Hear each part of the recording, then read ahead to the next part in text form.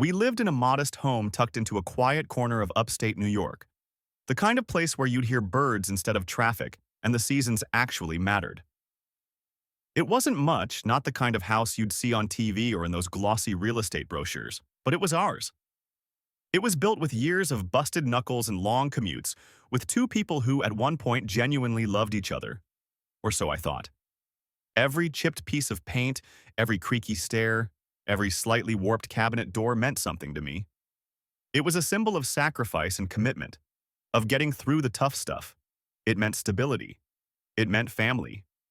And yet, the woman who I built it all for, the one I kissed goodnight after crawling through another 14-hour shift, was already halfway out the door, laughing at me behind my back with someone else. I worked as a field technician for a power utility. That meant I was gone most days before the sun even crept over the trees.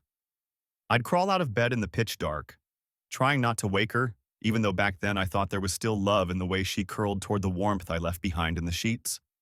I'd be gone before breakfast, eating stale gas station burritos and sucking down burnt coffee between jobs, just to make sure our bills were paid. And every evening, I'd drag my aching bones through that front door, smelling like diesel and sweat, just to catch a few brief moments of what I thought was home.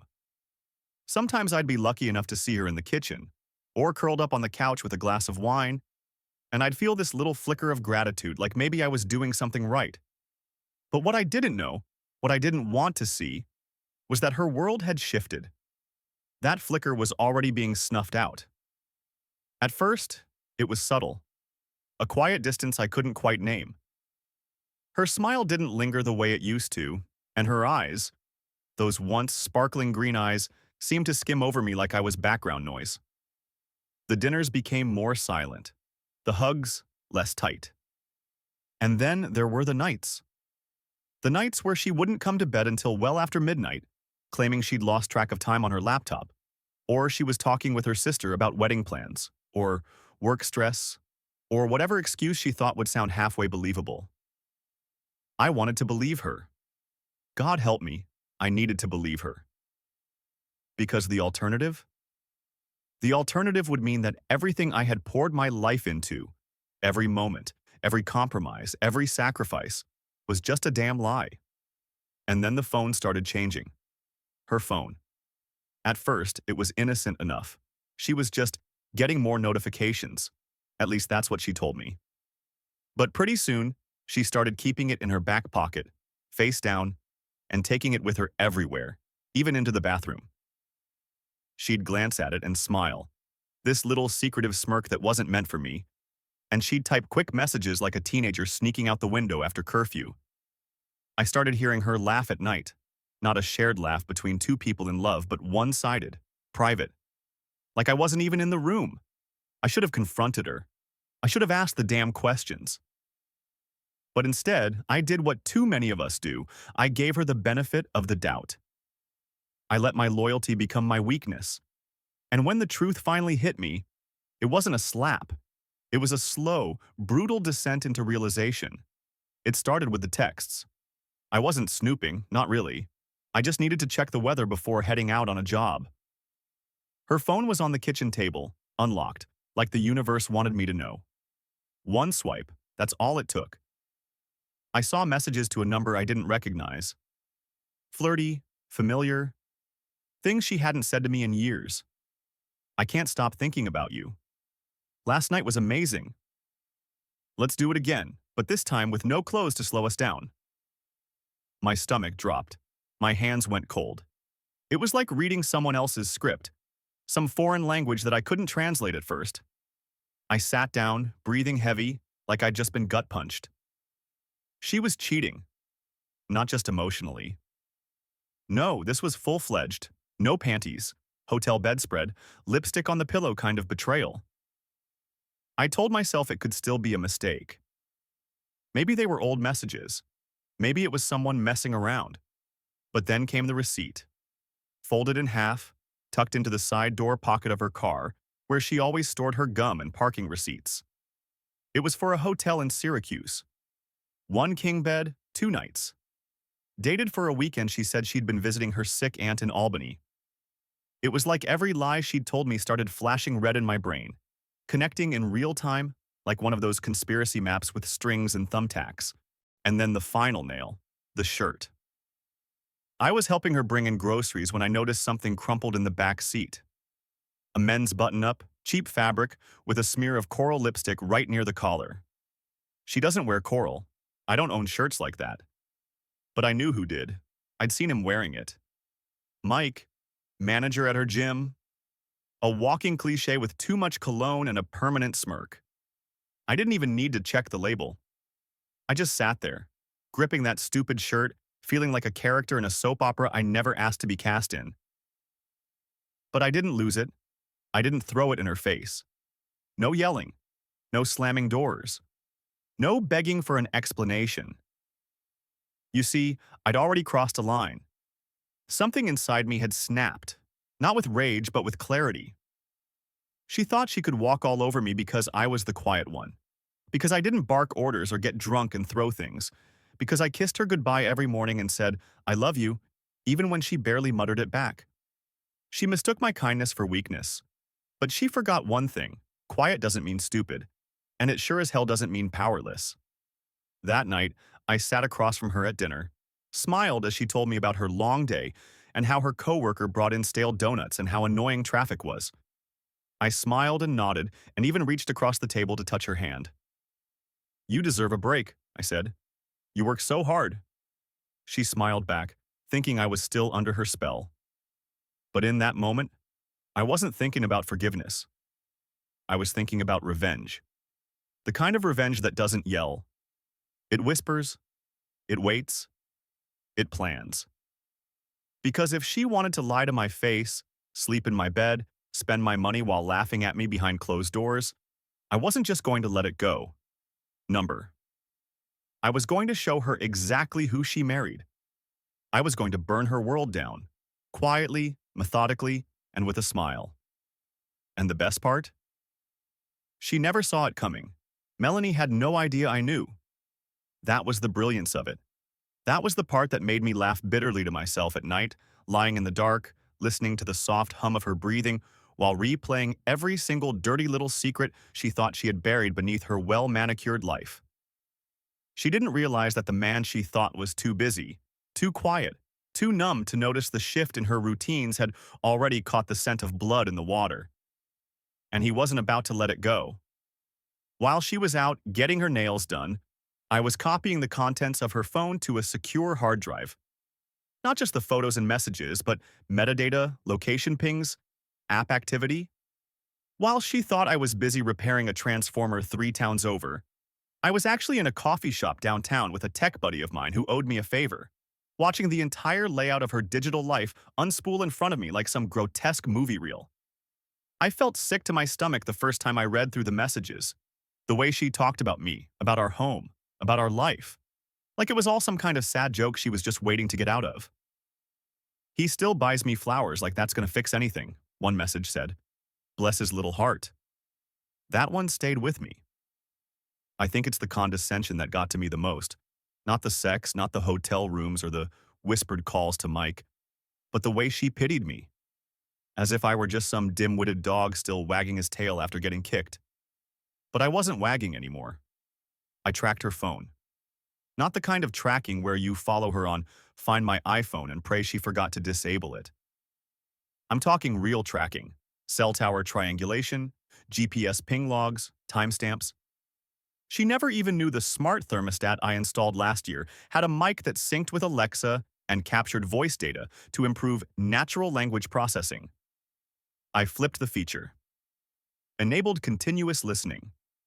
And every time she called Mike late at night, giggling like a teenager under the covers, Alexa was recording. Word for word.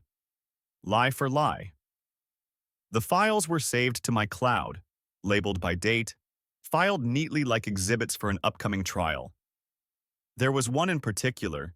She told him she couldn't believe I hadn't figured it out yet, and that she felt dead inside every time I looked at her like she was still the same woman I married. I played that one back a few times, memorized her voice, the tone, the venom. I wasn't listening for pain. I was listening for strategy. Because if she wanted a game, she was going to get one. And I wasn't going to lose. While she thought she was slipping through the cracks, I was building a firewall around everything I'd worked for. The house? I started a quiet transfer into a family trust under a name that couldn't be legally linked back to her. The trust itself had a clause buried in the fine print added by my lawyer. Any claims against the property by outside parties would trigger an automatic freeze and investigation. It was bulletproof. And she didn't even notice me sitting at the kitchen table that night, pretending to balance the checkbook while transferring ownership of the one thing she'd try to sink her claws into. I moved our savings, slowly, in increments just under the red flag limit, into separate accounts, all built under a new LLC I formed for freelance consulting. She didn't even bat an eye. That's how little attention she paid to me by then. I was invisible to her, and that became my greatest weapon. She didn't see me, so she never saw it coming. The best part? I made her feel wanted. I leaned into the role. I brought her flowers on a Wednesday just because. I cooked dinner on Fridays, even lit a candle. I made her laugh. I complimented her hair, her dress, her perfume. She ate it up like candy, thinking I was just some sad little man who was so desperate to keep his wife that he'd ignore the obvious signs.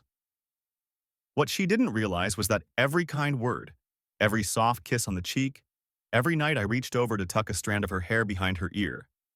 I was studying her, watching her every move. I kept a journal, a real one, leather-bound, hidden in a safe that required both a code and a fingerprint. Every lie she told, every fake appointment, every weekend girls' night that turned into an overnight stay at the Marriott in room 317, I logged it. I built a timeline, a dossier, and while I was gathering intel, I was making plans. I set up fake job interviews in cities like Buffalo, Albany, Rochester, places she'd never think to snoop. I wanted her to think I was distracted, looking for more work, trying to climb the ladder like a good little provider. But really, it was a cover story to move money. I rented a P.O. box under a different name, started getting legal mail there, contracts, legal notices, all off the grid. She never asked where I was going on Saturdays because she didn't care anymore. She was too busy counting the days until she could leave me behind and run off with her glorified gym rat. But the storm was coming. I even got creative. One night, while she was asleep, I took her phone, not to read it, but to clone it. I used a device from my buddy that copied the entire phone onto a drive in under 10 minutes. Messages, notes, saved passwords, calendar invites. She had a whole separate email account. I found folders labeled Future and Freedom. Inside, she'd saved Pinterest boards for homes in other states, wedding dresses, venues. She was planning a life with Mike. She wasn't just cheating, she was erasing me, deleting the man who paid the mortgage, who fixed her car brakes, who carried her through 2 miscarriages and never once looked at another woman, because I made a promise to her and I meant it. And she was throwing it all away for a man who couldn't spell the word honor if you spotted him the first 5 letters. But the real killer? She talked about me like I was already dead. I found an audio file she recorded for Mike, late at night. She was whispering, talking about how she felt like a widow, even though I was still alive. "He's just a shell," she said, "a ghost of the man I used to love. I don't even recognize him anymore." She didn't recognize me because I wasn't the man she thought I was. Not anymore. That version of me, the loyal, forgiving husband who believed in second chances, that man was gone. She had no idea she was sleeping next to the architect of her own destruction. So I kept smiling. I kept playing along. I even offered to take a trip together. "Maybe we need to reconnect," I told her. "Remember why we got married?" She smiled at me then, touched my hand, and said, "Maybe that'd be nice." But I saw it in her eyes. She was humoring me. The decision had already been made. She was buying time, probably planning her exit, just waiting for the right moment to cash out and disappear. What she didn't know was that I had already changed the locks on that escape route. I was no longer trying to win her back. I was counting down the days until I could drop the bomb. And when it went off, there wouldn't be anything left of the lie she built her life around. It was our anniversary. 10 years of marriage. A full decade. And somehow, I still found the strength to play the part of a loving husband, even as every fiber of my being burned with the weight of the truth I carried. The morning of that day, I made her coffee just the way she liked it. 2 sugars, no cream, stirred clockwise because she always said it made a difference. I stood in the kitchen, watching her sip it without a second glance in my direction, like I was some stranger in her house.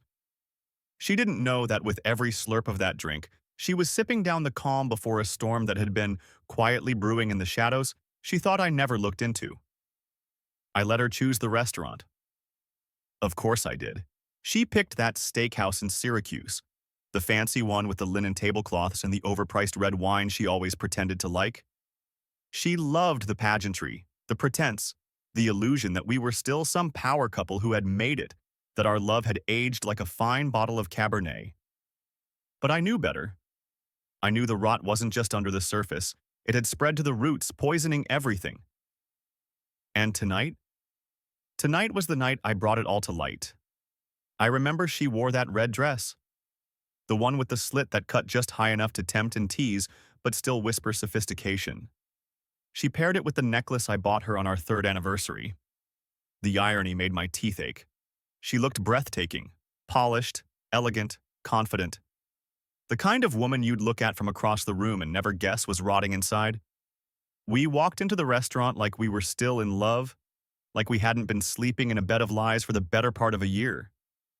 The hostess greeted us with that syrupy smile, took us to our table by the window, and for a moment, I let myself pretend it was real.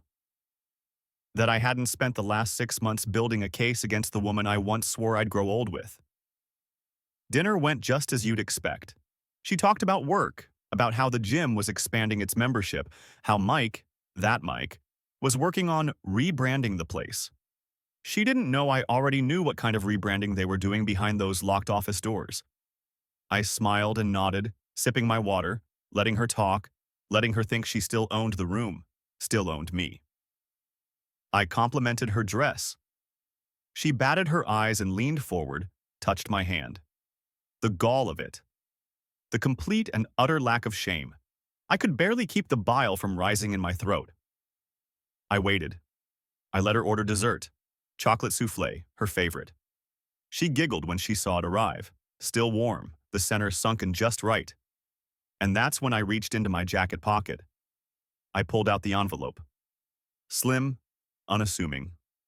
White, sealed. She raised an eyebrow, her lips parting in that surprised smile, the one she used to flash when she was genuinely touched. She thought it was jewelry, maybe a necklace or tickets to some getaway. Something shiny and romantic to distract from the guilt curdling in her gut. Happy anniversary, I said, setting it gently on her plate. She looked down, a little confused, then smiled again. Her fingers slid over the edge of the envelope, delicately pried it open, eyes flicking up to mine, still expecting a grand gesture. What she pulled out were printed screenshots, rows of them, text messages, photos, receipts, an itinerary from a hotel in Rochester with her name and Mike's, voice transcriptions from Alexa, location pings, Venmo transactions for room service, a selfie of her in a towel with a timestamp that coincided with the weekend she claimed she was helping her sister move. Her smile disintegrated. The color drained from her face. Her hands began to tremble. I leaned forward, keeping my voice level, calm. Not loud, not dramatic, just surgical. I know everything, I said. Every message, every lie. Every night you told me you were tired from Pilates and instead went to some hotel room to let that gym rat lay claim to what you swore was sacred. She didn't speak. Couldn't. Her mouth opened, then closed, her breathing shallow, her eyes wide like a deer caught in the glare of a semi-truck barreling down a highway. But I wasn't done. I took the liberty of moving the car into my name last month, I continued. Had to jump through some hoops, but you'd be amazed what a few signatures can accomplish. As for the house, it's in a trust now. One you can't touch. Your credit cards? Froze them this morning. Your gym membership will bounce by tomorrow. She finally managed to make a sound. A whisper. Jacob. But I held up a finger. Number. You don't get to say my name like that. Not anymore. Her hands clenched the envelope like it was her last lifeline, eyes darting around, probably trying to see if anyone was watching. Let them watch. Let the world see the mask crumble. You married someone who actually paid attention, I said.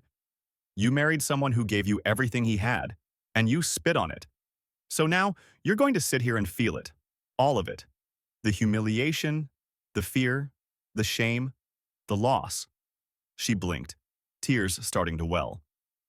Oh, and Mike, I said, lowering my voice to a near whisper. He's being investigated by HR Anonymous tip. Turns out sleeping with a married woman who happens to be a member of your gym violates company policy. Go figure. She covered her mouth. I suggest you start looking for a new place to stay, I added. Because once the divorce is filed next week, you'll find the locks changed and the bills redirected. The waitress arrived then, clueless, chipper. How's everything tonight? I looked her in the eye and smiled. Perfect. Melanie didn't eat the souffle. Her fork sat untouched. She just stared at the papers in her hands like they might somehow disappear if she just blinked hard enough. Me? I finished my meal. Took my time. Because this wasn't just the end of a marriage. This was the execution of a sentence she wrote with every lie she ever told. And as I stood, dropped a few bills on the table, and walked out into the cool night air, I felt lighter than I had in years. She had tried to rewrite our story behind my back, but I was the one holding the pen. After I left her there, sitting alone in that steakhouse with trembling hands and mascara hanging by a thread, I didn't go home. That house, it didn't feel like mine anymore. It hadn't for a long time. It felt like a place I'd been squatting in, a stage set where I played the role of husband while the lead actress snuck off backstage with the stagehand. No, I wasn't going back to that place that used to hold warmth and now felt like a tomb. So I drove north, through dark country roads that curved like the spine of a sleeping giant until I reached the cabin. My grandfather's place. A single-room hideaway nestled in a clearing surrounded by dense trees and old secrets. It had sat mostly untouched for years, but the second I stepped through that crooked wooden door, I could breathe. Really breathe. I lit a fire. Not for the warmth, though it was cold enough to see my breath, but for the silence it brought. The crackling soothed something inside me. I sat there in the dim orange light, staring at nothing and everything at once, my thoughts churning. I imagined Melanie going home, finding the lock stiff, the mailbox empty, the house strangely hollow. I imagined her panic when she opened the fridge and saw the food I'd taken with me, the safe she used for her jewelry stripped clean, not stolen, just repatriated. She'd find a letter on the table, short and legal, signed by my attorney. I didn't need to scream or slam doors. The paperwork did all the talking. She called me that night, 18 times. I didn't pick up. At first, I just watched the screen light up again and again with her name. Then she switched tactics. The texts came, first soft, pleading, "Please, let's talk." Then more insistent, "You don't understand." Then the spiral, "You're being unfair." And finally, the rage. "You have no right to do this. I have rights, Jacob." Rights. I laughed out loud in that cabin, a sound that startled the squirrels outside. She thought she still had rights. She thought the woman who screwed her husband, robbed his dignity, and thought she was entitled to his future still had a leg to stand on. The next morning, my lawyer served her official notice: infidelity, financial misconduct, and emotional cruelty. Filed and time-stamped. She didn't take it well. My lawyer told me she called his office 4 times in 1 hour. By the end of the day, I got an email from her. Just a string of bitter, defensive drivel dressed up in flowery language. That she wasn't perfect, that maybe she handled things badly, but that we could still fix this. Fix. As if I was a car engine she'd ignored for 2 years and suddenly remembered to check the oil. I didn't respond. Instead, I drove back to the house a few days later, not to stay, but to clean out what was mine. I gave her a 3-hour window the following week to collect her things. She ignored the offer. Too proud, too pissed. So I boxed everything up. Clothes, trinkets, even the little ceramic hummingbird she bought on our honeymoon that I used to catch her smiling at in the mornings. I put it all in a storage unit under her name. Paid for the first 2 months out of pure courtesy. The final part will be released tomorrow at 9 p.m. Don't miss it.